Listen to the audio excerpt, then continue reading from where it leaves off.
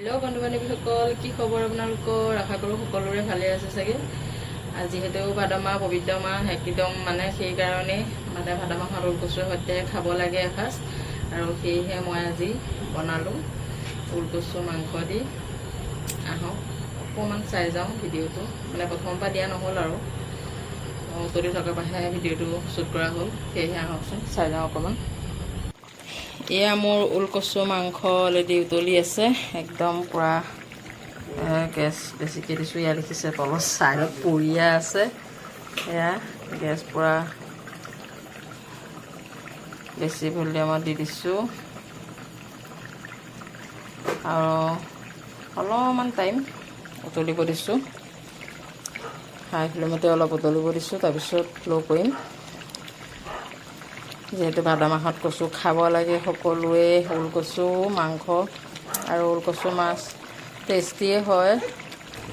সেয়া উতলি আছে মোৰ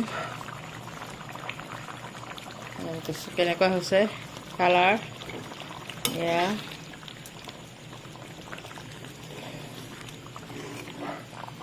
ওলকচু মাংস উতলি আছে, চেণ্ট ধুনীয়া আহিছে অৱশ্যে, বঢ়িয়া চেণ্ট আহিছে। সেনেকৈ হাই ফ্লেমত অলপ উতলিব দি তাৰপিছত ল' কৰি দিম গেছৰটো। এতিয়া হাই হৈ আছে, পূৰা হাই হৈ আছে এতিয়া। তাৰপিছত ল' কৰিম এতিয়া। এই উতলোতে যে পৰে যে ছাইডত দেখিছে, কালিতে চাফা কৰি দিব লাগিব আৰু চব পৰিছে গেছৰ ওচৰত, চব চাফা কৰি দিব লাগিব।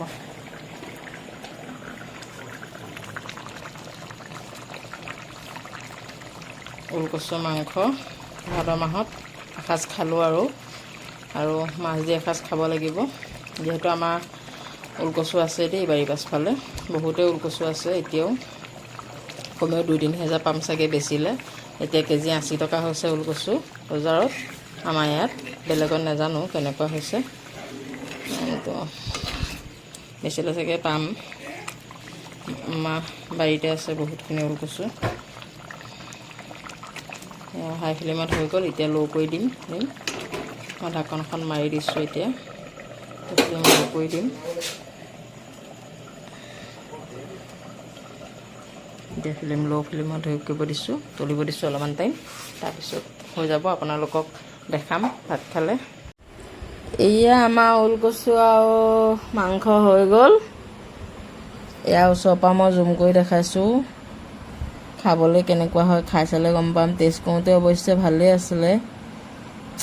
এতিয়া এইটো বাতিটো,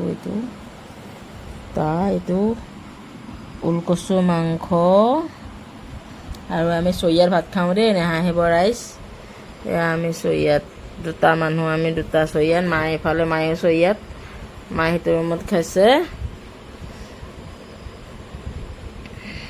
এয়া আমি 3টা সদস্য যিহেতু ঘৰত,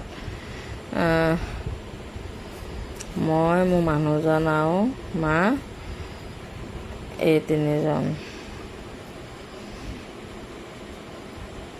শুভৰাত্ৰি দেই সকলোলৈকে, বাই বাই, গুড নাইট। এয়া